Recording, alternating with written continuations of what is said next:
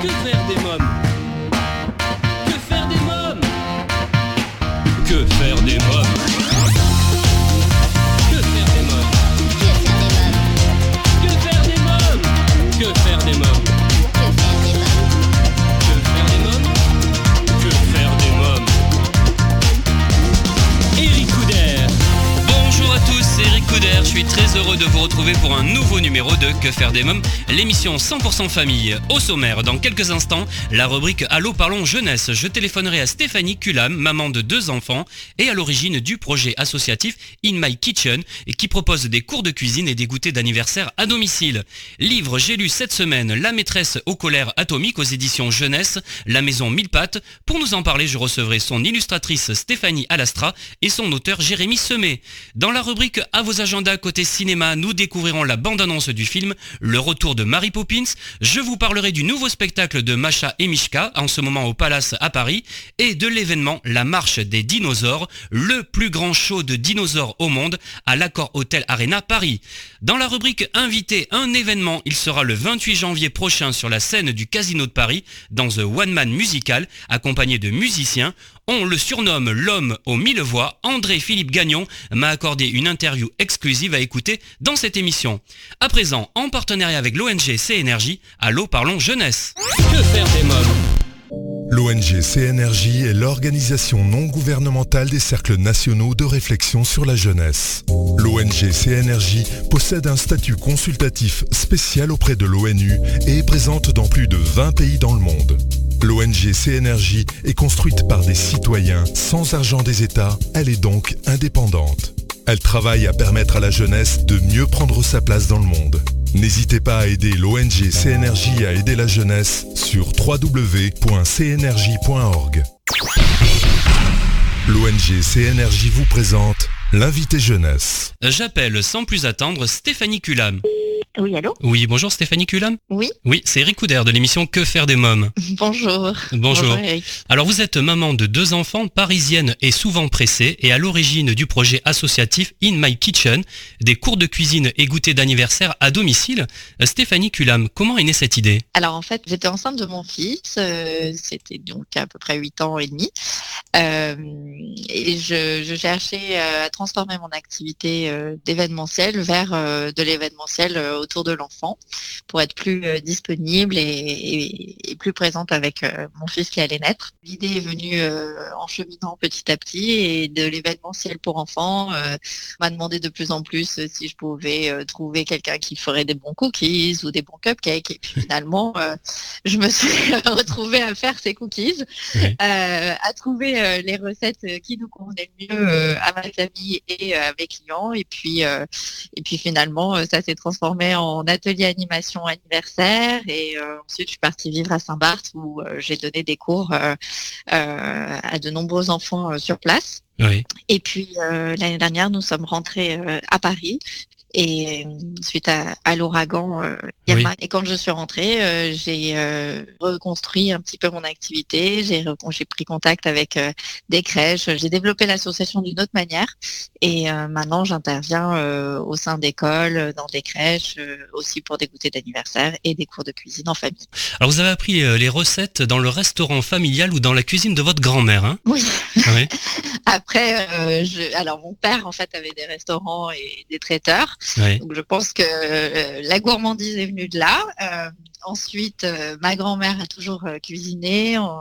Je suis née à Nice, donc j'ai appris toutes les recettes de cuisine niçoise possibles et inimaginables, les petits farcis, la tour de bled, les choses comme ça. Puis après, je me suis formée par contre véritablement. J'ai pris des cours chez Christophe Michalak, qui est le champion du monde de pâtisserie, que vous connaissez tous. Et c'est comme ça que j'ai développé après, au fur et à mesure, mes ateliers.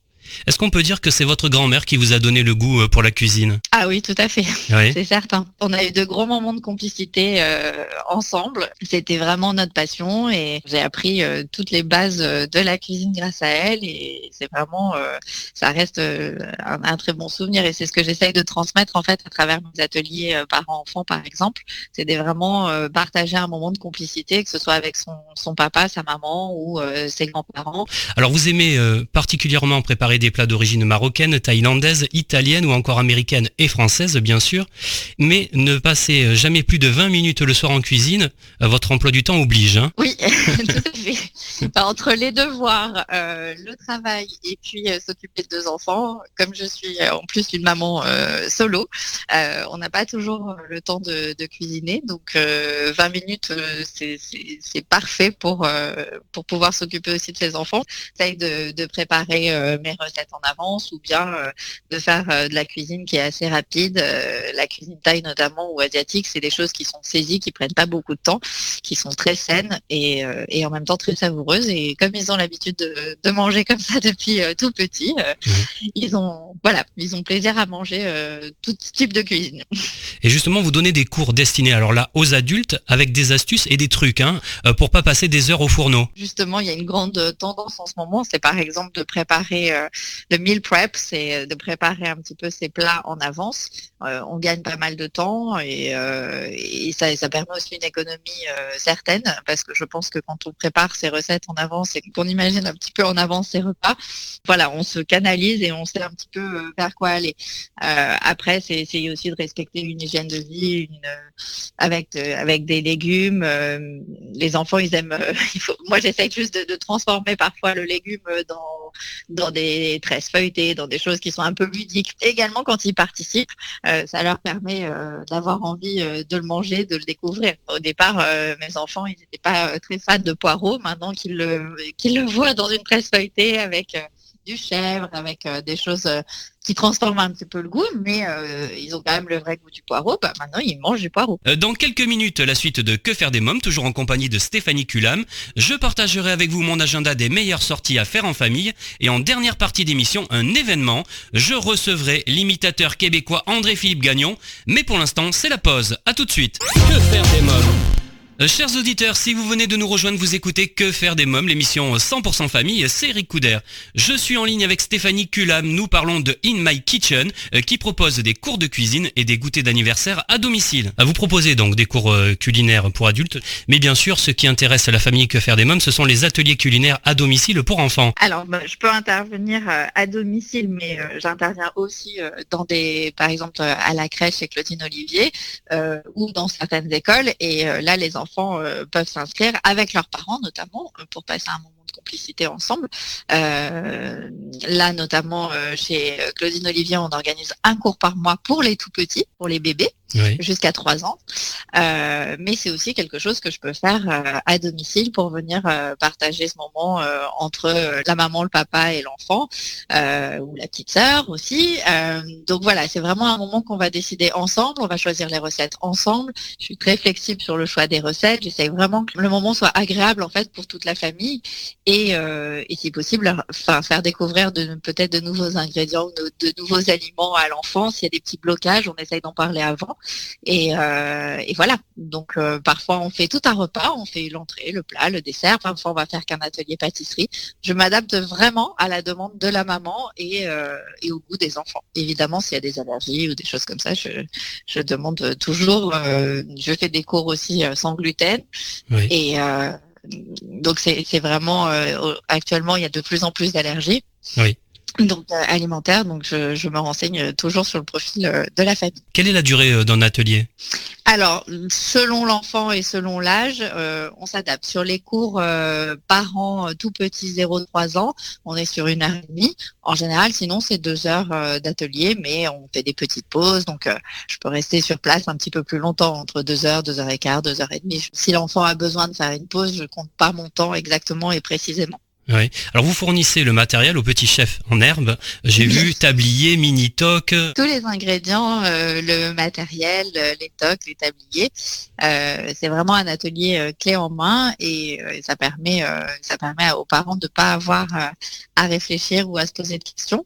Et de même pour les anniversaires, ça leur permet d'avoir 2 heures de tranquillité, d'occuper les petits chefs pendant 2 heures et qui repartent en plus avec leur réalisation. Ils sont très fiers de le montrer à leurs parents après l'anniversaire. Donc c'est quelque chose qui est très, qui favorise la confiance en eux. Oui, parce que vous proposez également des formules goûter d'anniversaire. Hein ? Oui, tout à fait. Alors ça, c'est la partie qui est la plus demandée. Ce sont des ateliers qui durent 2 heures, effectivement, où on peut réaliser soit le gâteau d'anniversaire, des cupcakes. Ça peut être aussi 2 recettes, des smoothies de saison, des gros cookies gourmands et moelleux.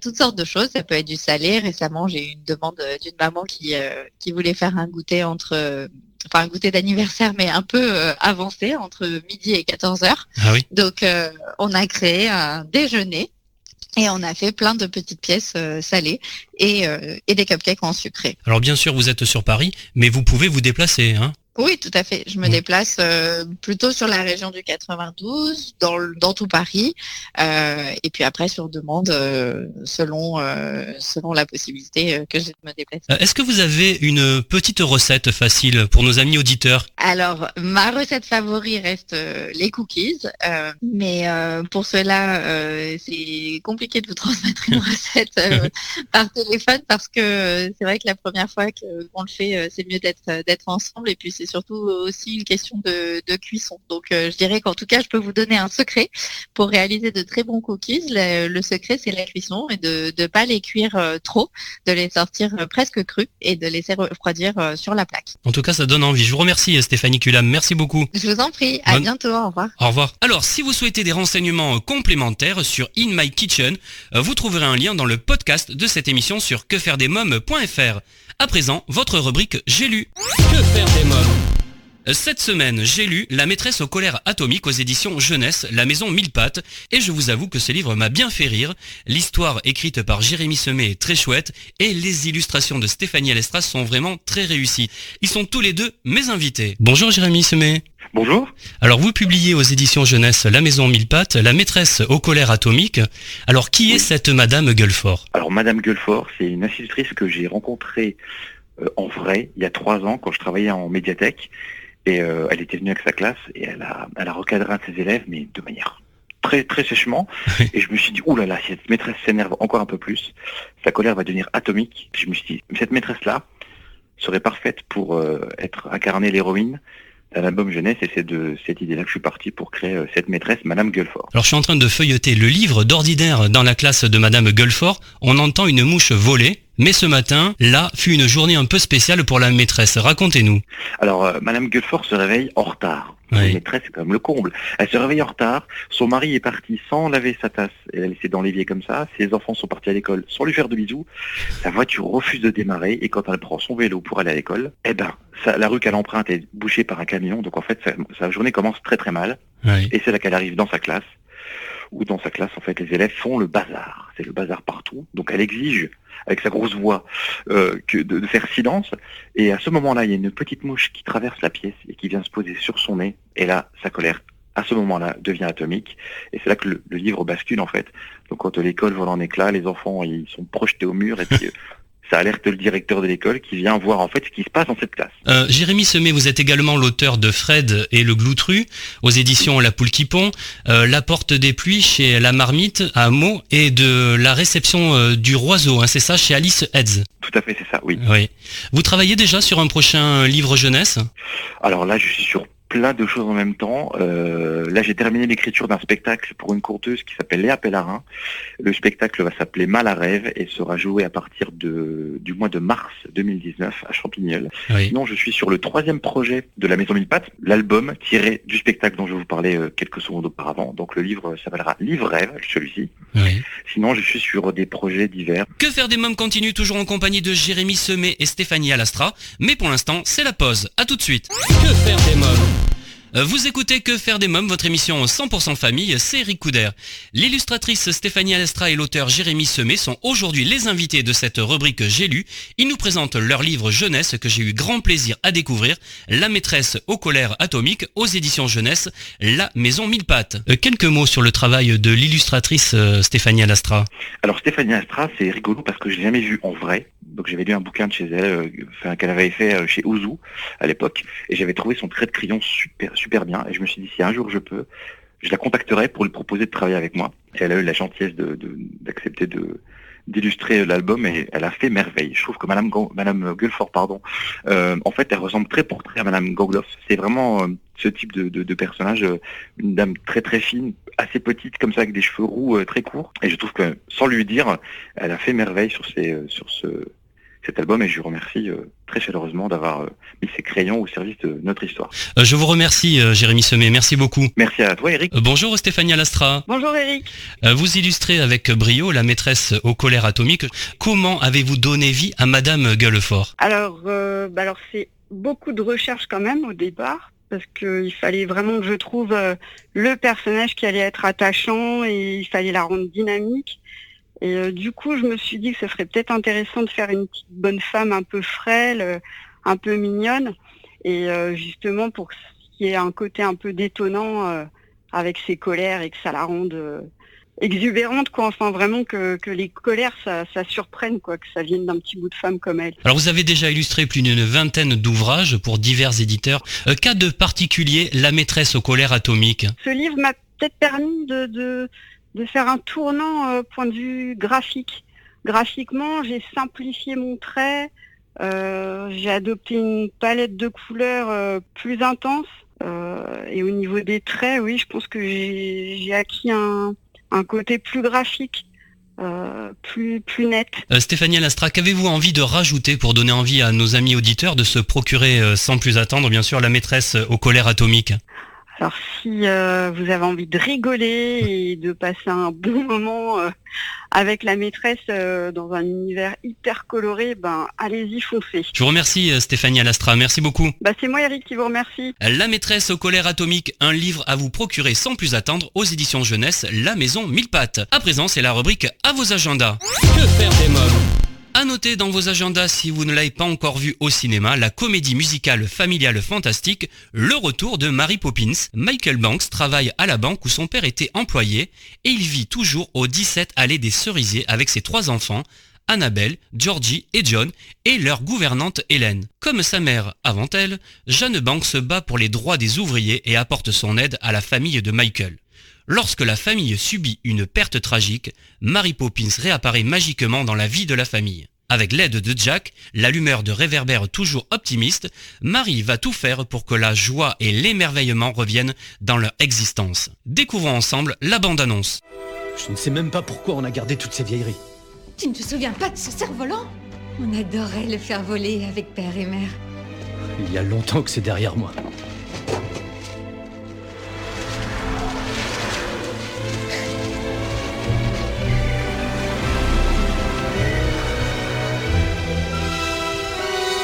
Ça, c'est vraiment pas croyable.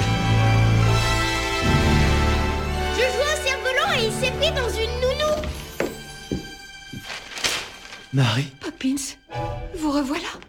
et vous paraissez toujours aussi jeune. Plaît-il ? On ne doit jamais évoquer l'âge d'une demoiselle, Michael. N'avez-vous pas retenu mes leçons ?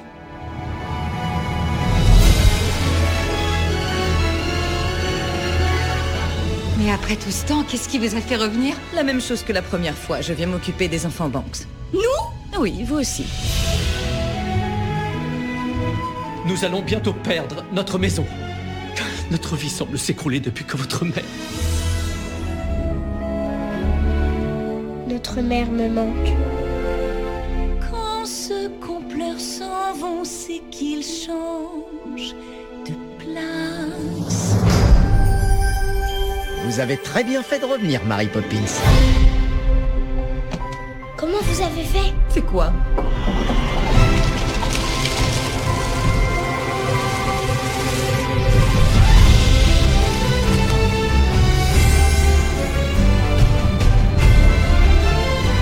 Vous leur avez donc bourré le crâne de choses qui n'ont ni queue ni tête. Vous avez oublié ce que ça fait d'avoir un cœur d'enfant.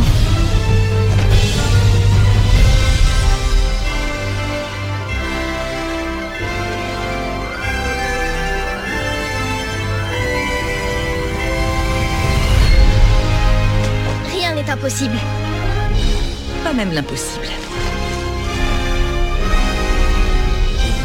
Le retour de Mary Poppins, un film à découvrir en famille au cinéma. Spectacle à présent au Palace à Paris. Découvrez le nouveau spectacle de Masha et Mishka dans les aventures de Masha Détective. Une nouvelle histoire pleine de vie, de situations imprévues, de découvertes inattendues et d'aventures passionnantes avec vos héros préférés. Ce spectacle de 55 minutes enchantera à coup sûr les petits et les grands à partir de 2 ans avec des musiques, des danses, des chants et des jeux.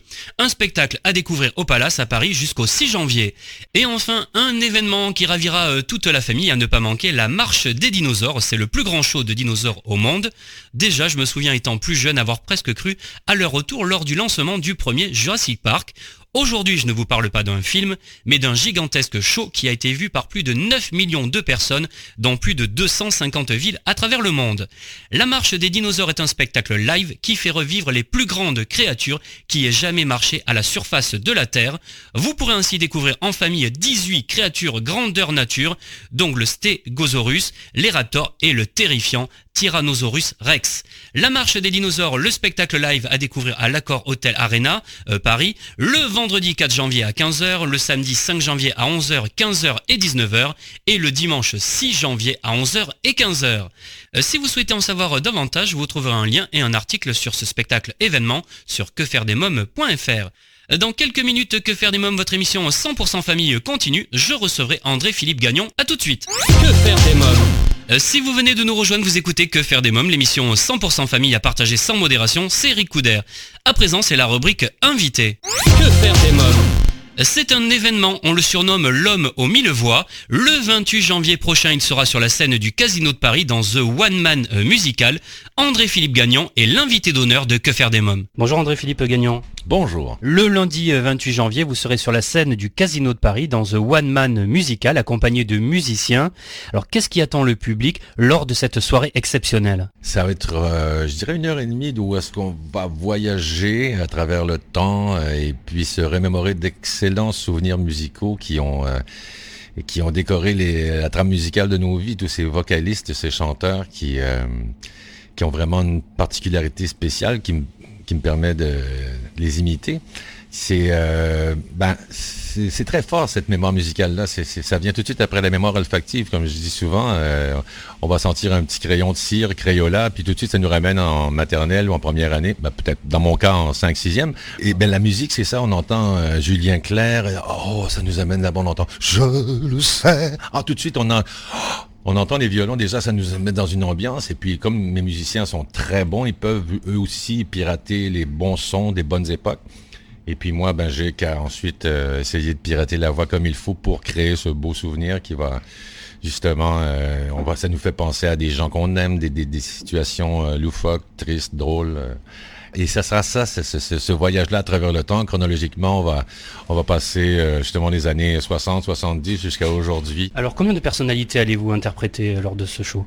Quelque chose comme, je dirais, un spectacle 90 minutes. Je vais faire à peu près 40-50 secondes par imitation pour qu'on ait le temps de reconnaître. Et puis ensuite, je passe à autre chose. Mais si, avec les blagues, des intros et tout, je me dis, 80, 90 imitations, près de 100, quelque chose comme ça. Parce qu'il y en a qu'on va faire plus rapidement aussi, certaines a cappella juste pour faire une petite allusion. Alors, je dirais ça, près d'une centaine. Alors, rien que pour le plaisir, est-ce que vous pouvez nous faire quelques artistes que vous allez imiter sur scène? Il y avait Michael Jackson, She's Out of My Life aussi, qui faisait dans We Are the World, quand il fait We are the world, we are the children, we are the ones to make a brighter day, so let's start giving. Eddie Mitchell. Ça commence comme dans un film noir, un jeune couple embarqué dans une sale histoire. On m'avait dit, te pose pas trop de questions, tu sais petit, c'est la vie qui te répond. À quoi ça sert de vouloir tout savoir? Regardons l'air, regarde ce que tu peux voir. Il y a aussi, il y a des chanteurs, mais des instruments de musique, à un moment donné, le sax de Bill Clinton, conçu et pensé par Adolphe Sax, qui donne parce que c'est deux sons, parce que si vous pratiquez, par exemple, faire le saxophone à la maison, là, je vous conseille de mettre votre langue comme en forme de cuillère, appuyée sur les dents en bas. Et donc, ça va donner ce son-là, comme ça. Et si vous rajoutez le son, comme on dit, Roger Whittaker. Il y a ce son-là, moi, j'ai quitté mon pays bleu. Alors, il y a... Alors, avec le son de la langue, ça fait... Ça fait un petit saxo. Mais ça, je faisais ça, j'avais 13 ans et à l'école et tout, j'étais loin de me douter que je me servirais de ce son pour gagner ma vie. Comment travaille un imitateur ? C'est tous les jours, c'est ça ? Vous devez travailler, c'est des répétitions ? On s'amuse beaucoup et c'est surtout d'essayer de... Je reste enfant quelque part. Ce sont des trucs, des sons qu'on a mémorisés pendant... et je m'amusais avec ça tout jeune. Et puis si je me dis, alors, ah ouais, j'ai capable de faire ce son-là, ça c'est bien. Mais si je m'en rappelle, et puis ensuite je vais rajouter un grassèlement ou quelque chose, là tout d'un coup ça va peut-être ressembler à un chanteur, et puis là, oups, je vais me rapprocher de ce son, et puis tout d'un coup, quelqu'un va dire, mais c'est Lionel Richie ça, oh, oui, ça sonne exactement comme Claude François, dépendamment des sons, et puis c'est ce qui fait qu'il y a un numéro dans la salle, dans le spectacle où je vais dans la salle, et je vais choisir un monsieur au hasard, je fais chanter quatre petites lignes de le blues du businessman, et puis ensuite j'imite le monsieur. Mais pas en me moquant, là, vraiment, parce qu'après je vais passer le micro de sa bouche à la mienne pour que le public voit s'il y a une différence. C'est risqué, mais c'est très drôle. J'avais commencé ça au Comedy Store à Los Angeles, sur Sunset Boulevard, et puis je dis, faut que je fasse ça en français, si ça marche en anglais, ça devrait cartonner en français aussi. Alors on s'amuse beaucoup, mais je me moque pas du monsieur, là. J'essaie vraiment de xéroxer, de pirater sa voix comme il faut. Comment vous préparez pour cette rencontre avec les Français ? On vous aime beaucoup en France. Tant mieux, parce que moi j'adore la France et je veux y jouer de plus en plus. Et contrairement à ce que bien des artistes vont faire, je parle des artistes québécois, canadiens, ils vont faire leur carrière au Canada, au Québec, et de temps en temps, une petite visite en France. Moi, là, les enfants sont un petit peu plus vieux maintenant, Camille et Jules, et puis ça me permet de voyager davantage, profiter de la France, qui est un magnifique pays. La nourriture est fantastique, le vin, mais je dis ça comme ça, pas parce que je bois toujours, mais ça m'arrive de donner dans les dans les bonnes choses. Et donc, moi, contrairement, j'aimerais davantage opérer ma carrière de la France, retourner au Québec, en Amérique un tiers du temps, faire quelques spectacles ou de galas privés à Las Vegas et peut-être faire quelques salles avec un nouveau spectacle, mais davantage être en France, en Europe, et aussi faire des spectacles anglophones, pourquoi pas en Angleterre, l'Allemagne, les pays scandinaves, ça parle anglais là-bas, et je pense que ils ont besoin d'un imitateur de chanteur, s'il n'y en a pas un. Quelle est la personnalité la plus difficile à imiter ? Les femmes pour moi, parce que j'ai une voix qui est assez basse. Et quand je fais Barry White. Là, c'est difficile d'aller chercher Vanessa Paradis et toutes ces Jane Birkin, mais on y arrive en trichant un peu. Pour faire une petite voix. Mais quand il y a une petite texture aussi, c'est un son, on dit souvent le son Lionel Richie. Mais le son Lionel Richie sert pour plein de voix. Il y a donc, Hello, is it me you're looking for? Eh bien, ce son-là, c'est le même de Phil Collins. Si tu le compresses, ça fait Hello, is it me you're looking for? And I could not just let you walk away, just let you leave without a trace. Et si tu compresses ça davantage, ça devient Axl Rose. Just let you leave without sweet, ça fait Sweet Child of Mine, comme ça. Et on revient à ça, puis si on s'en va un petit peu, puis qu'on ouvre là, on devient Julien Clerc. Que faire des mômes continue, toujours en compagnie de André-Philippe Gagnon, mais pour l'instant, je vous propose de faire une courte pause. À tout de suite. Que faire des mômes ? De retour pour la suite de Que faire des mômes, votre émission 100% famille, c'est Eric Couder. André-Philippe Gagnon est l'invité de Que faire des mômes. It's a little bit funny, my G-string inside. Oh, babe, my darling, I can't get it out of your life. Je sais, sa façon d'être à moi parfois vous déplaît. Autour d'elle et moi le silence se fait, mais elle est ma préférence à moi. Est-ce qu'on peut dire que l'imitation c'est un don que vous avez depuis tout petit ? Don, je pense que le don c'est plus d'avoir une mémoire musicale et d'avoir de grandes oreilles parce qu'on chante comme on s'entend. Alors j'ai eu la chance de naître avec de grandes oreilles. Donc mon cône de réception pour les fréquences, les basses et les hautes, peut-être qu'il est plus mais je dis ça comme ça, non, ça prend surtout, je pense, un sens d'observation et faut rester enfant, gamin, comme on dit ici, toute sa vie. C'est une belle philosophie, je trouve. Justement, quels étaient les rêves de petit garçon que vous aviez lorsque vous étiez du côté de Loretteville ? Loretteville, c'est ce petit patelin de 15 000 habitants. Moi, je voulais à un moment donné être dessinateur industriel parce que j'adorais tous les BDistes. Et là, je me suis dit, dessinateur, je pensais bon pour être dessinateur de BD. Alors, mais peut-être dessinateur industriel, ça rentre dans le dessin. Mais comme ça prenait des maths, alors je me suis dit, non, tiens, j'ai des facilités en voix avec en langue. Alors, je vais devenir traducteur parce qu'à l'époque, il y avait la guerre froide. Et je me suis dit, moi, je vais traduire et puis je vais dire, le russe, ce qu'il dit, c'est plutôt ça. Et vous, ce que vous dites, c'est à peu près la même chose. Alors, on s'entend, donc il n'y a pas de guerre. Et puis, je voulais juste être certain qu'on se comprenne comme il faut. Mais j'ai abandonné le projet quand j'ai commencé à faire des concours d'amateurs. Et puis, je me suis mis à faire mes imitations que je faisais quand j'étais tout petit, quand mon grand frère, au lieu de me chatouiller très fort comme font les grands frères d'habitude, il de rire de moi, il a ri avec moi. Il a dit, maman, André est capable de faire Titi et Tweety Bird, le petit oiseau dans Bugs Bunny que je faisais dans mes premières imitations. Et je me suis dit, si j'ai l'approbation de mon frère là-dessus, là, je peux faire tel chanteur, parce que je faisais sans m'en être vanté devant lui. Et donc après, j'ai commencé à faire des petits numéros d'imitation après les matchs de hockey. Puis j'ai fait quelques clubs étoiles de hockey jeunes, mais je pense que c'était surtout à cause de mes talents après la partie que sur la glace. Qu'une année, j'ai gagné le championnat de conteur, mais pas les autres. J'ai bien fait, je pense, de m'en aller vers l'imitation. Dans les années 80, vous interprétez We Are The World au festival Juste pour Rire en imitant les voix de 18 chanteurs. On parle de vous comme un véritable phénomène vocal. Bientôt, je dois faire l'émission de Michel Drucker et puis... on va se rappeler de ces moments-là parce que c'est lui, Michel Drucker, qui m'avait présenté à Montréal. Il co-animait le gala Juste pour Rire en 85 et le 11 juillet, je faisais We Are The World pour la première fois. Et puis quand j'ai terminé ma dernière note, je opine du bonnet, bonsoir, je disparais en coulisses. Et puis là, les gens se lèvent parce qu'ils étaient impressionnés d'entendre We Are The World qui venait de sortir à la radio et tout. Par la chanson pour l'Éthiopie, puis là il y a Michel Drucker qui dit André Philippe reviens, et puis là il me prend en triomphe le bras, et puis tu vas venir faire mon émission, et tout de suite il m'avait invité, je pense là même on se parlait sur scène, tu vas venir faire mon émission en France, et alors il était tout de suite, et puis ça s'est fait. J'ai participé ensuite en 85 aux premières victoires de la musique animées par Julien Clerc. Et bien sûr, j'ai pu faire Studio Gabriel, les Champs-Élysées au Studio Gabriel, c'est-à-dire avec Michel Drucker à quelques reprises, devant Lionel Richie, le co-auteur avec Michael Jackson de We Are The World, qui disait la prochaine fois qu'on fait quelque chose, on va juste engager un gars. Oh, j'ai eu n'importe quand. Hein. Vous me parliez de Michel Drucker et de Champs-Élysées.